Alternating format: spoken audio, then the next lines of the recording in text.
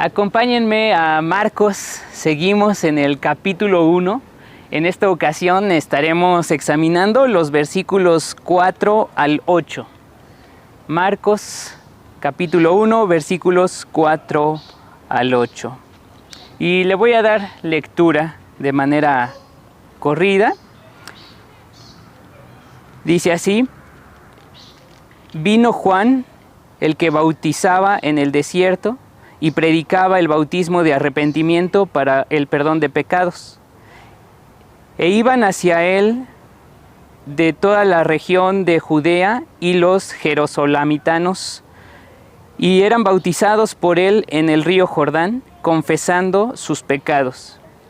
Y estaba Juan vestido con pelos de camello y un cinturón de piel alrededor de su cintura, y comía saltamontes y miel silvestre.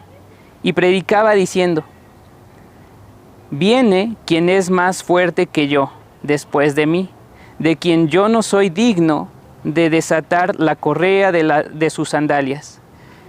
Yo les he bautizado en agua, pero él les bautizará en el Espíritu Santo. Dios Padre, te alabamos, te bendecimos, te damos las gracias, Señor, en esta mañana por la oportunidad que nos das de reunirnos en tu nombre para seguir aprendiendo, estudiando tu palabra en este Evangelio de Marcos. Te damos las gracias porque aquí tú nos muestras cómo ha de ser la vida del discípulo, el seguimiento del discípulo, de aquel que te sigue. Y queremos, Señor, entender esta palabra. Danos entendimiento, danos un corazón dispuesto y que podamos seguir este camino que tú nos muestras aquí en el Evangelio de Marcos. En el nombre de Cristo Jesús y por tu Espíritu Santo. Amén. En los versículos anteriores habíamos estado viendo que inicia este Evangelio con el anuncio que ya había sido manifestado en el Antiguo Testamento. Especialmente comienza con 3 citas muy claras que son Éxodo 23:20, Malaquías 3:1 e Isaías 40:3. Esas 3 están fusionadas en el versículo 2, donde dice: He aquí envío a mi mensajero delante de tu rostro, quien preparará tu camino. Voz que clama en el desierto, prepara el camino del Señor, haz derechas sus sendas. Y estas 3 citas del Antiguo Testamento veíamos que hacían alusión a 3 aspectos clave. 1, el Éxodo, cuando el pueblo de Israel iba a salir, el mensajero del Señor era quien les guiaba precisamente en ese camino de liberación. El segundo pasaje nos mostraba cómo en Malaquías el mensajero, el ángel del Señor, era Elías, que de acuerdo a la tradición judía, Elías regresaría anunciando la venida del Mesías. Y era también el texto de Isaías una manera de hacer ver que el pueblo iba a salir de Babilonia, que iba a regresar a su tierra. Y en todas esas teníamos una referencia al desierto. Aquí en el versículo 4 se conecta a ese ángel, a ese mensajero, a ese Elías, con la persona de Juan el Bautista. Vino Juan, el que bautiza en el desierto.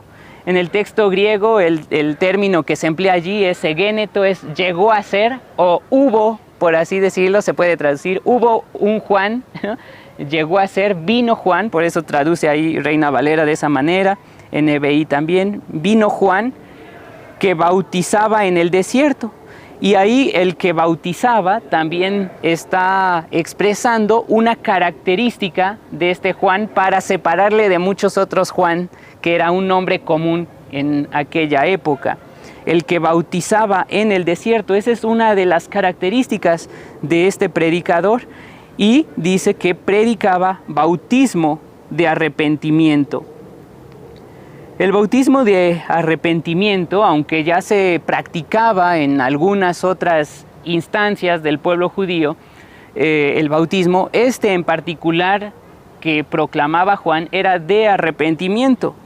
Con ello, las personas expresaban públicamente que morían a su pasado, que morían al pecado que ellos habían cometido, cualquiera que éste fuera.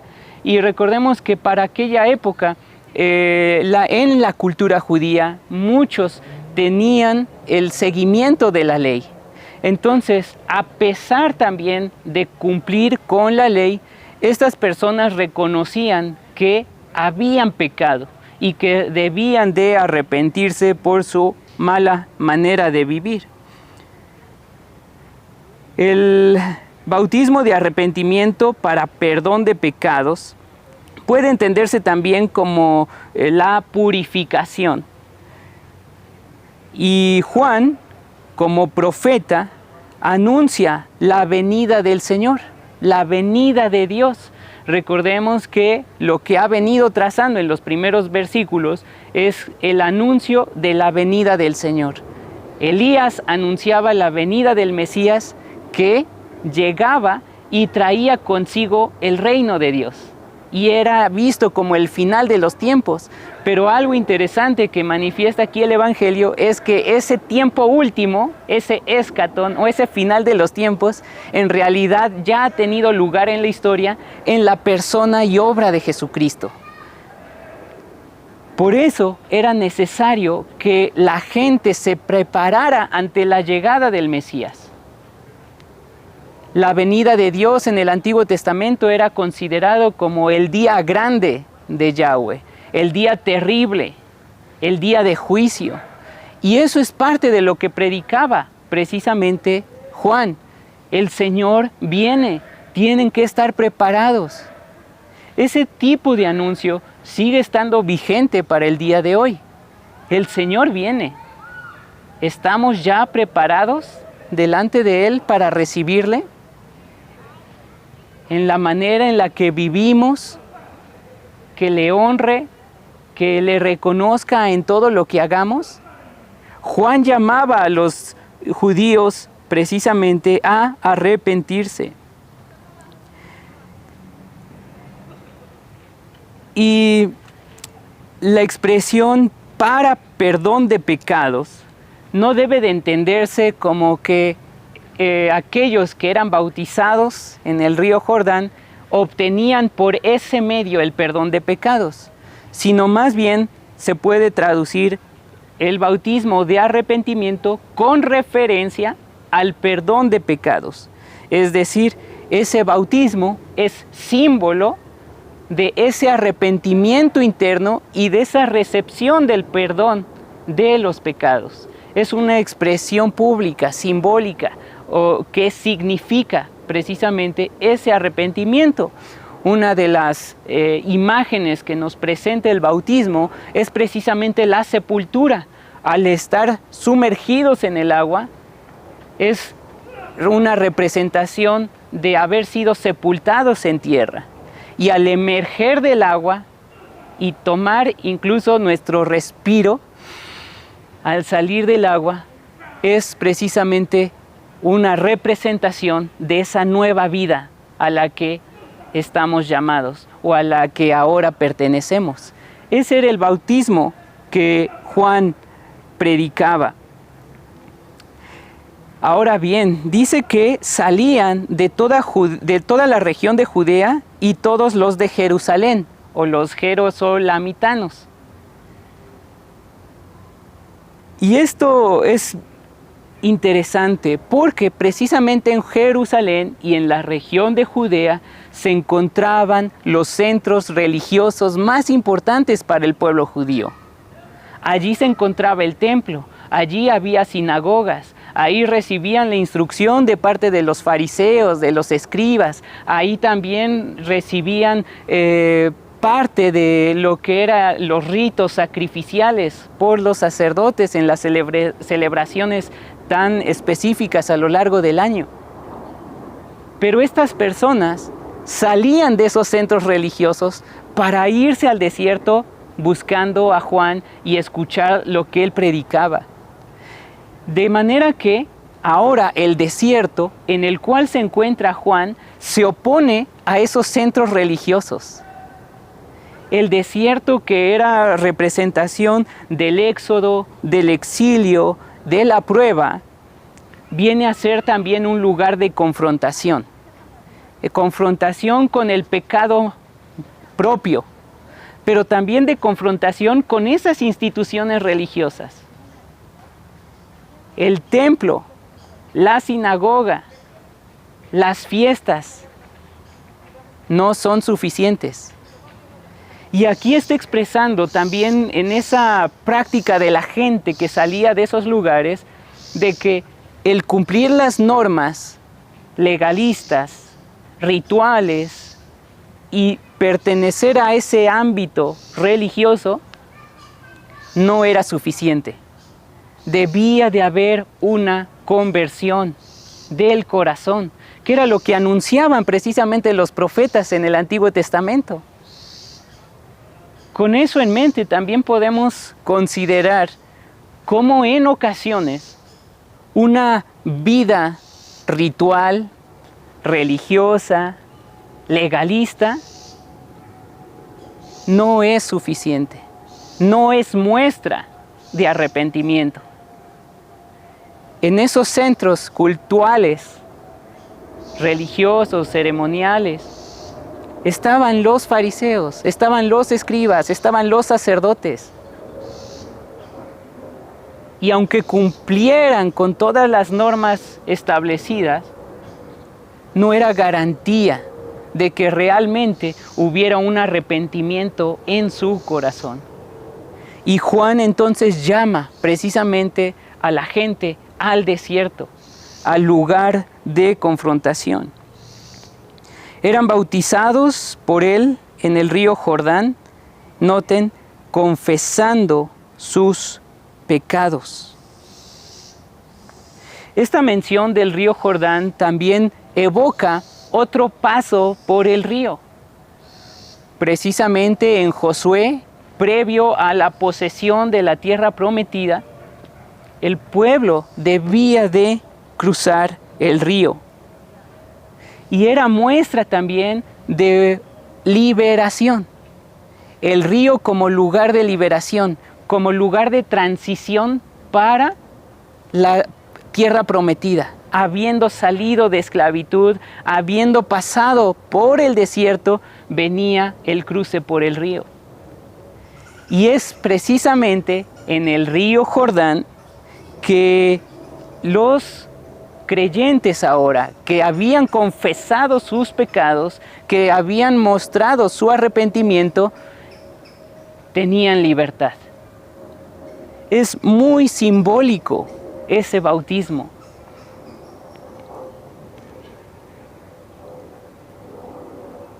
Y en los siguientes versículos nos va a dar una serie de características respecto a Juan mismo. Dice que estaba Juan vestido con pelos de camello y un cinturón de piel alrededor de su cintura. Comía saltamontes y miel silvestre. Ahora, la mención del vestido con pelo de camello y el cinturón de piel alrededor de su cintura hace referencia a, digámoslo así, la moda de los profetas en el Antiguo Testamento. Por un lado, en Segunda de Reyes 1, versículo 8, se hace mención de Elías, tisbita, precisamente Elías, que vestía de esa manera estrafalaria, podríamos decirlo así, con esas características, no era algo común.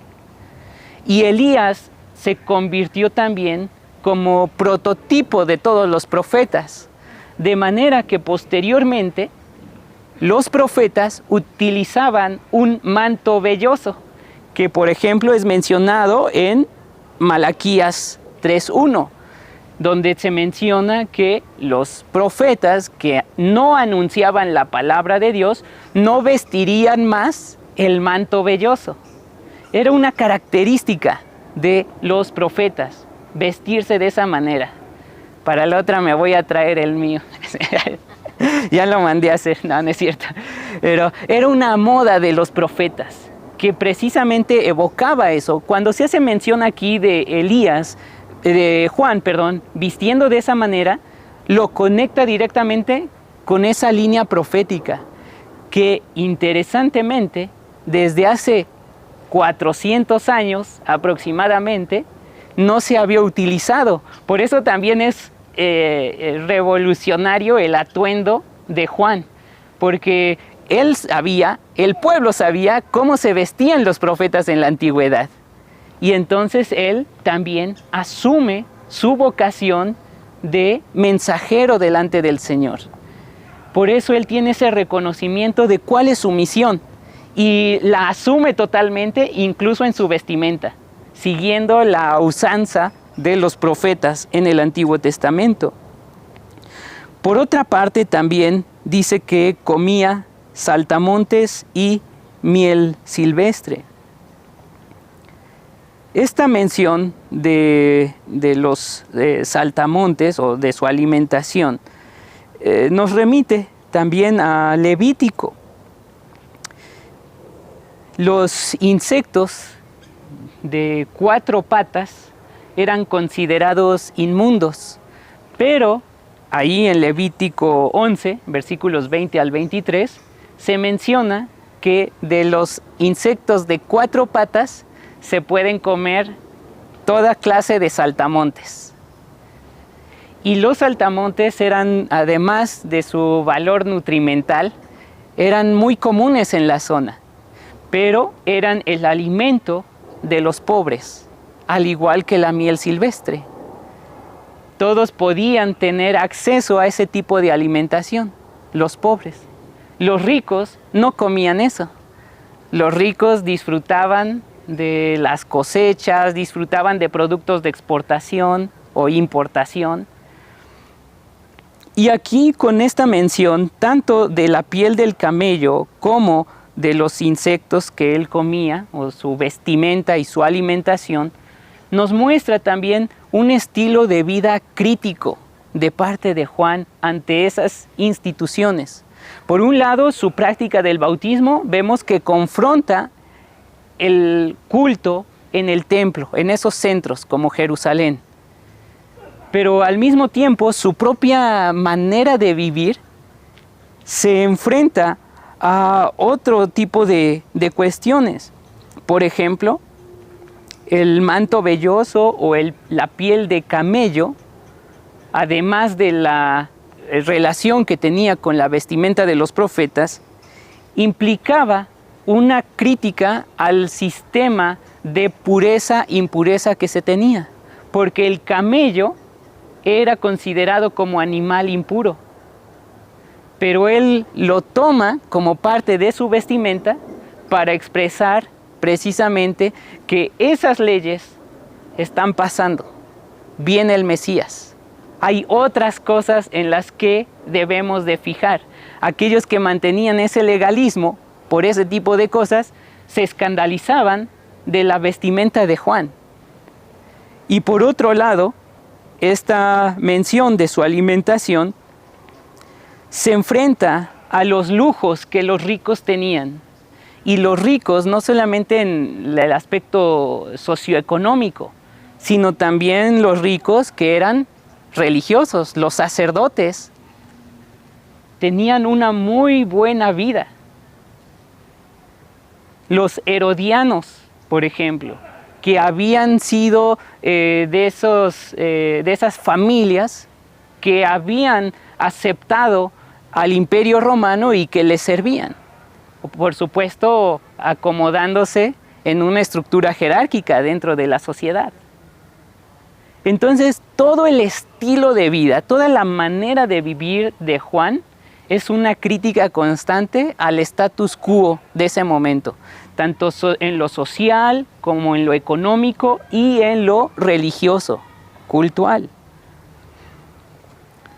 Y en el versículo 7 nos presenta la predicación, que se sintetiza en lo siguiente: viene después de mí quien es más fuerte que yo. O después de mí viene el que es más fuerte que yo. Él sabe que su misión es anunciar la venida del Mesías.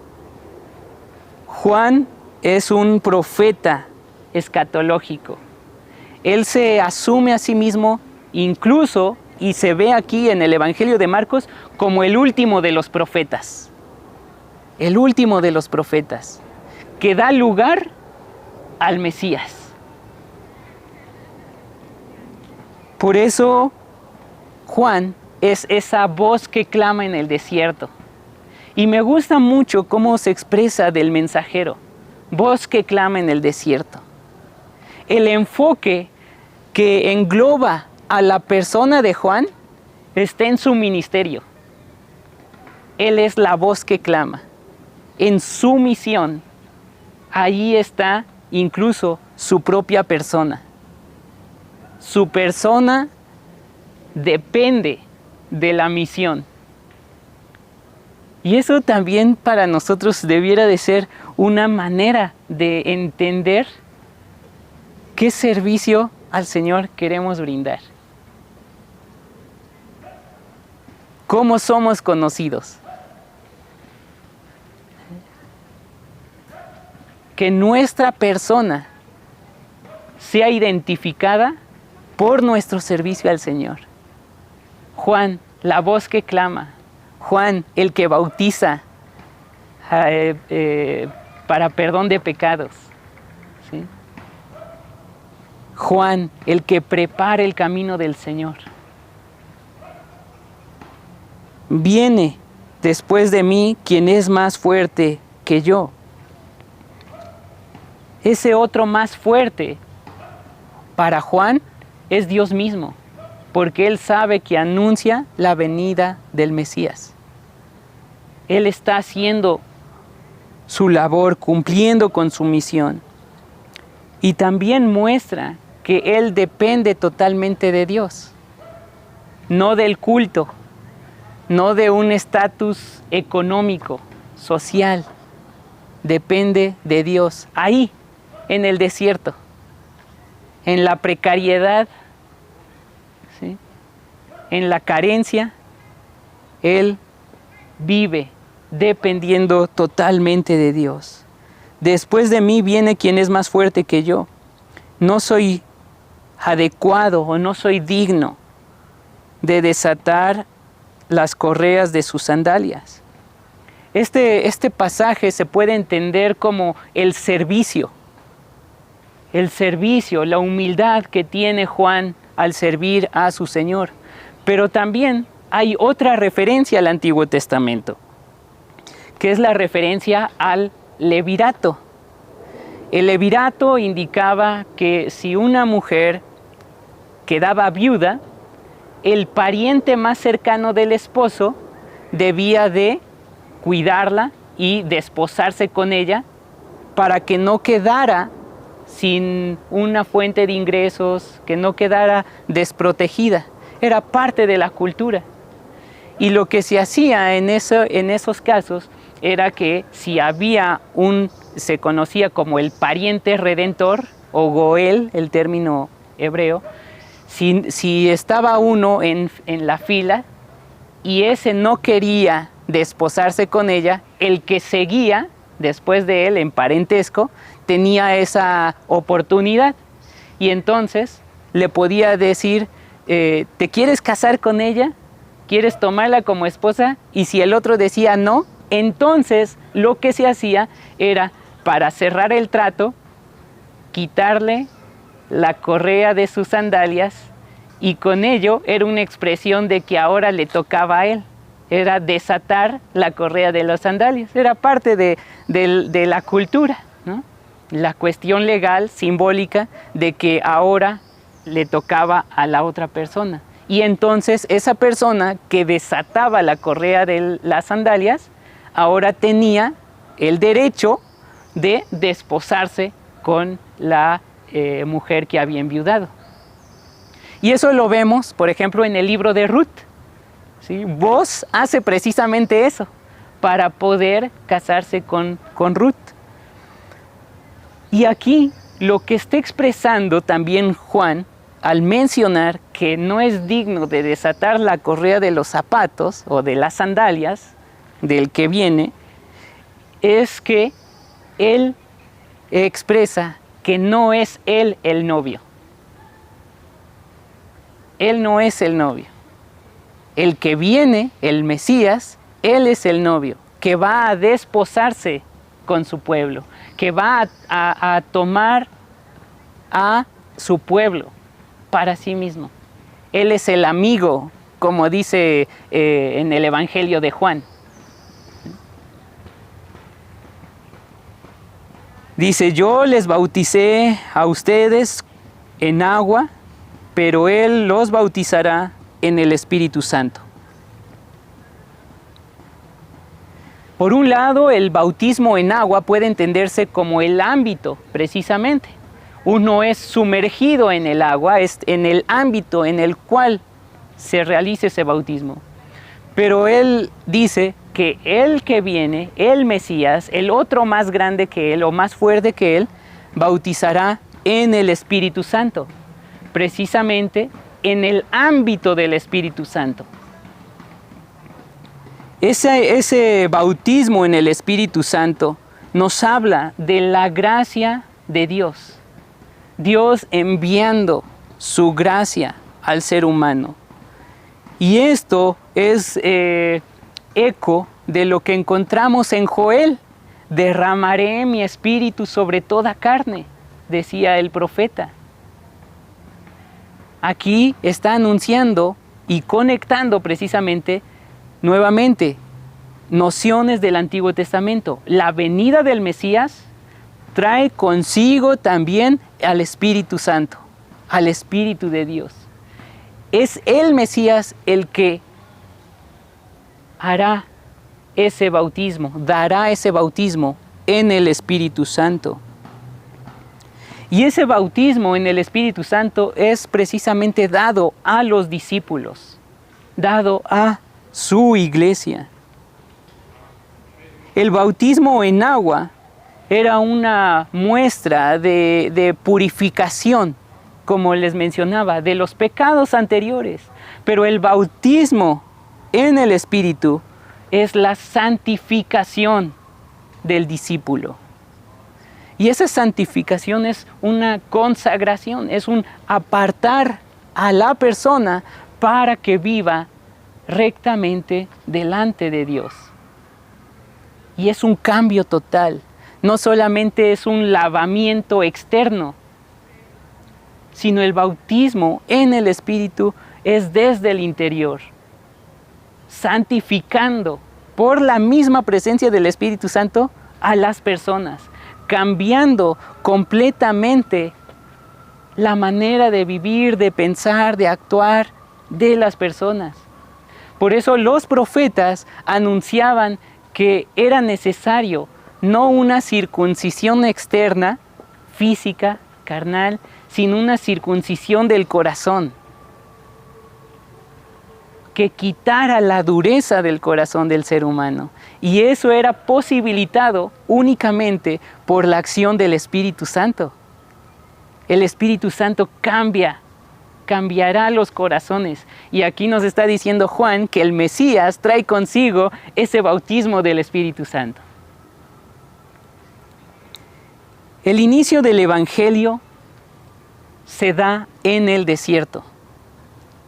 Allí se escucha el anuncio, como vimos en los primeros 3 versículos. Pero también, de acuerdo a estos versículos del 4 al 8, se ha de dar el arrepentimiento,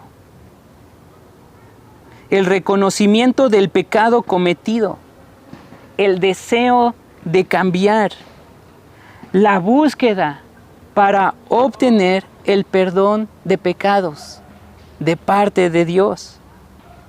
Allí en el desierto, en el río Jordán, es que uno también se sumerge para ser bautizado.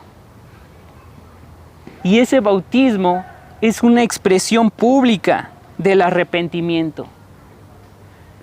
y al mismo tiempo es una confesión de un compromiso público, un compromiso de cambio en la manera de vivir, para vivir rectamente delante de Dios desde ese momento.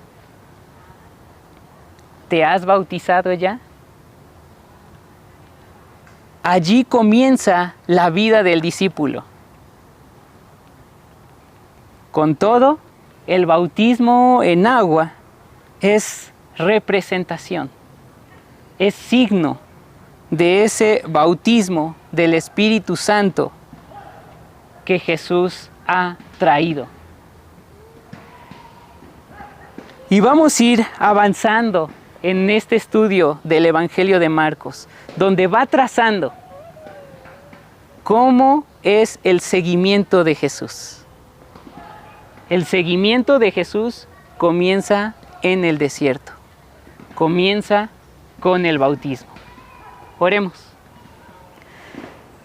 Dios Padre, te alabamos, te bendecimos, te damos las gracias, Señor, por tu palabra.